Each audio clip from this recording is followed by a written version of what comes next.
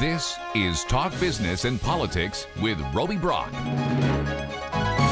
Well, there's a lot happening in the world of energy, so we caught up with two experts in the field from here in Arkansas to learn a little bit more in our latest State of the State Energy Roundtable. Today, you'll hear from Chad Kinsley with Black Hills Energy and Lauren Waldrip with the Arkansas Advanced Energy Association. One of the big words that we hear in America right now, in Arkansas specifically, is inflation, and energy is driving some of that higher inflation costs there. Chad, I come to you first as someone who is dealing with it on a daily basis.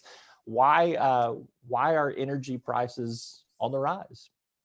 Well, it's a great question, Roby, and certainly one that, and we're seeing inflation across all aspects of the economy, and natural gas commodity prices, like you mentioned, certainly are no exception. And unfortunately, that's impacting our customers' bills. And kind of a short answer is it's supply and demand in the marketplace. If you look back historically, over the past decade, the country's really benefited from historically low natural gas prices, largely driven by advances in production technology. So supply has really exceeded demand.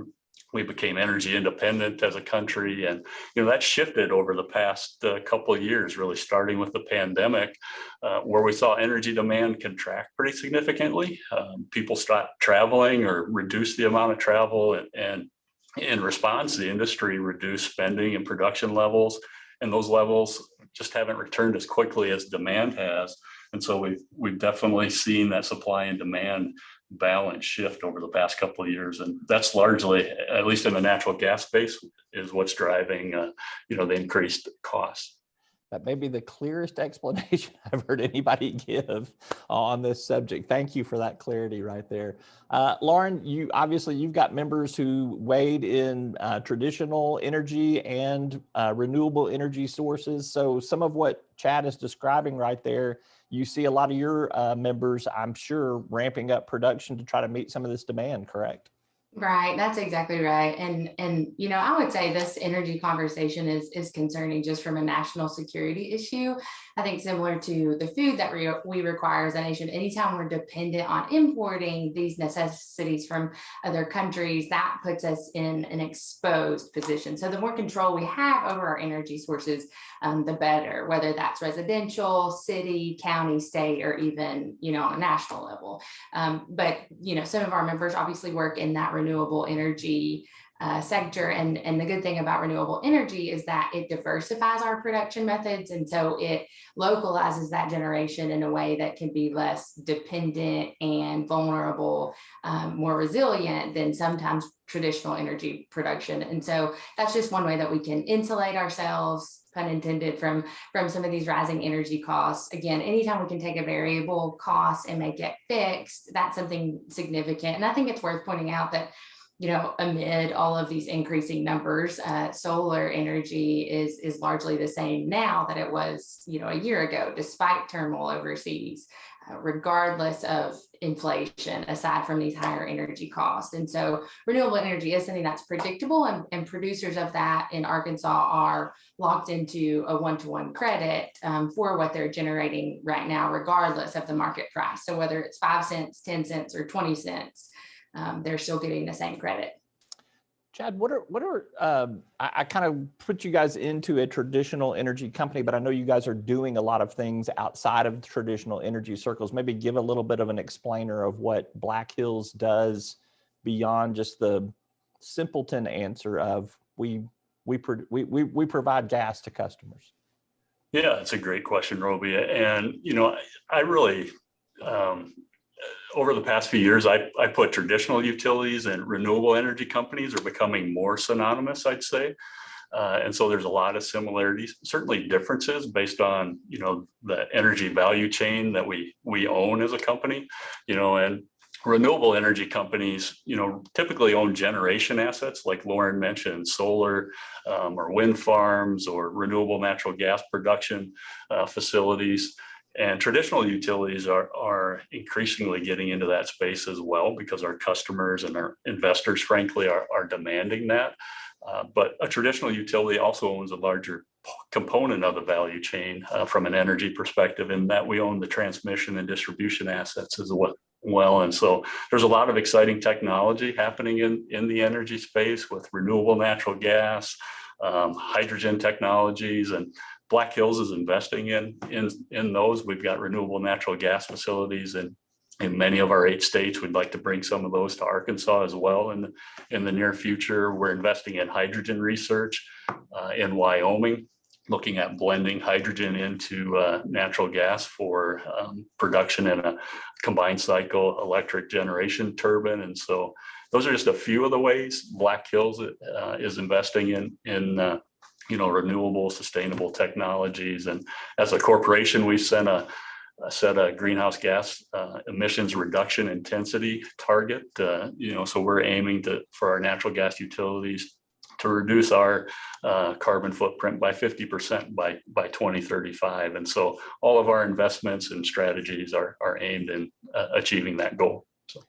Lauren, I think Chad makes a good point here. And I think some people always kind of view this renewable versus traditional energy, I guess, setup that we have here is somehow confrontational. And I just tell you, over my years of covering this over, 2 decades, I see it as almost being symbiotic. I mean, he's referencing the things that his traditional company is doing.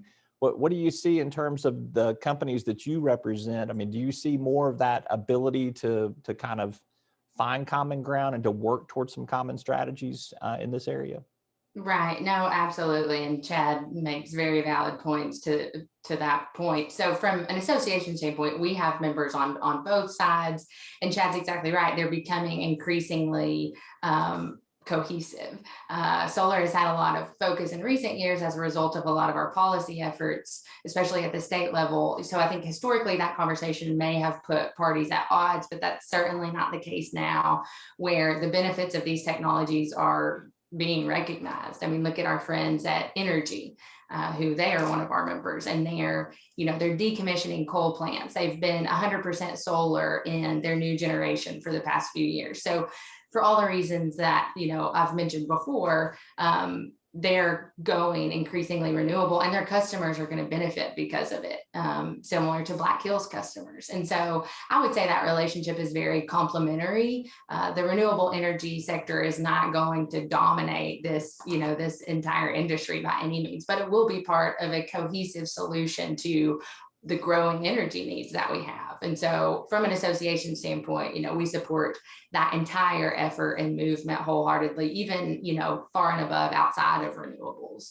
We're seeing innovation cycles take batteries, for example. That's encouraging. And we recognize that shift in a mindset can be a challenge. But all of our members, and that includes the utilities, want to be good partners as we develop energy in ways that are, reliable, sustainable, economical in the future. And it has to be economic and business. It has to make economic and business sense, right? That's the only way this works. Yeah. Chad, I'll come to you first on this, but I want both of your perspectives on this. When you just kind of look at some of the policies that are in place right now, whether it's at the state and the federal level, and we hear, I guess, much more rhetoric right now about this energy independence, which the U.S. has been. Lauren referenced it earlier about the dependence on, foreign energy supplies and things like that. Do we have the right policies in place? Do you see the right conversations happening to make us more energy independent domestically? I think at a state level, Roby, I'd say yes. The Governor Hutchinson, the General Assembly, the Public Service Commission, and other entities have really been very supportive of the energy industry, and I think have done a nice job balancing stakeholder interests. One example of that would be in the 2021 legislative session where energy choice legislation was passed, which really puts the decision back on the customer or the consumer to make the best energy decision for their situation. And so, I think from a policy perspective, the state's doing a great job. At the federal level, it gets a little more challenging, I think. And as a utility, I'd really advocate that it's important for us to have consistent, predictable energy policy. And that's what as utilities, we're making, very long-term decisions when we're looking at generation assets, and they're multi-million, sometimes billion-dollar type investments. And so having stable, predictable policy, so we know the rules of the road as we're making those very long-term, big investment decisions and managing our risk are important. And that's where it's become more challenging at a federal level. And I think anything we can do to help support that from administration to administration will help from an energy perspective nationally. Yeah, I think that's a good point that Chad's making there, Lauren, in that these decisions are multi-million, if not billion-dollar decisions in the planning process. It's not something that you can be so nimble that you can just make an overnight, kind of change to whatever you're doing there. Speak a little bit to me what you see needing to change at the policy level, Lauren. Yeah, I would essentially have a very similar answer to Chad. So Arkansas, first of all, from a renewable standpoint, again, has some of the best net metering laws in the nation. It's not the government's place to tell people where to source things. And our legislature has made very clear that they want this a good place to do business in this industry. And so specifically through Act 464, a customer can generate all or part of their energy needs through a personal solar array, and then they can export any surplus energy that they don't consume back to the electric grid. And under the current method of net metering, which was promulgated by the Arkansas Public Service Commission, if the customer exports surplus energy to the grid, the customer is then given that credit in kilowatt hours on their next bill. And so that one-to-one credit is used to offset their future usage. So again, that's something that is really beneficial to the state of Arkansas. We're seeing the impacts that it's having from an economic standpoint in bringing business to the state. But again, to Chad's point, stable and reliable policy is crucial in this environment so that folks can invest in it and they can participate in it. I would say that grandfathering that I just mentioned is set to expire at the end of this year. And so again, I cannot iterate enough how important it is to have stable policies. All right, last question, and I'm going to come to Lauren first on this one. So just throwing y'all a curveball here. 6 months to 12 months from now, what are we going to be talking about in terms of energy in America? We're talking about inflation right now. It seems to be the predominant conversation. What will we be talking about a year from now? Well, I can speak to the renewable sector of it. We're forecasting in the next year 84% growth. But again, back to Chad's point, this isn't going to replace traditional energy production, but this is something that can supplement that while giving consumers an option, and it adds value, again, to corporations too. Again, to Chad's point, we know as the ESG conversation of this corporate responsibility grows, actually because of the strength of the advanced energy market in Arkansas, we're able to market that. We're seeing developments in Osceola, in Northeast Arkansas, in Northwest Arkansas, and that's new economic development for the state. And so generally speaking, Roby, there's this conversation of electric vehicles. We expect to increase as this $54 million from the infrastructure package we know is going to come to Arkansas and help implement charging stations. I'll tell you personally that I grew up in a very loyal Chevy SUV family, and I myself just made the switch to an electric vehicle. And so I think to answer your question, consumers are starting to realize that just because this is how we've always done something doesn't mean that we can't do it better. And from a political aspect, I would say, saving money is not partisan. So I think that really the mindset is evolving, and we're starting to see that. All right, Chad, you get the last word on this. What are we going to be talking about in terms of energy in America in the next 6 to 12 months?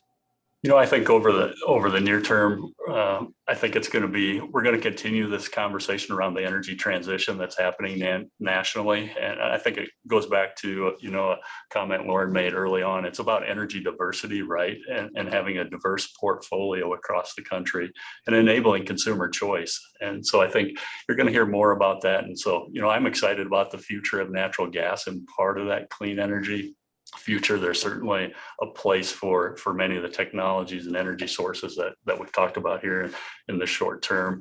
There's a lot of exciting R&D going on in the industry, and I think it's going to be an exciting and bright future.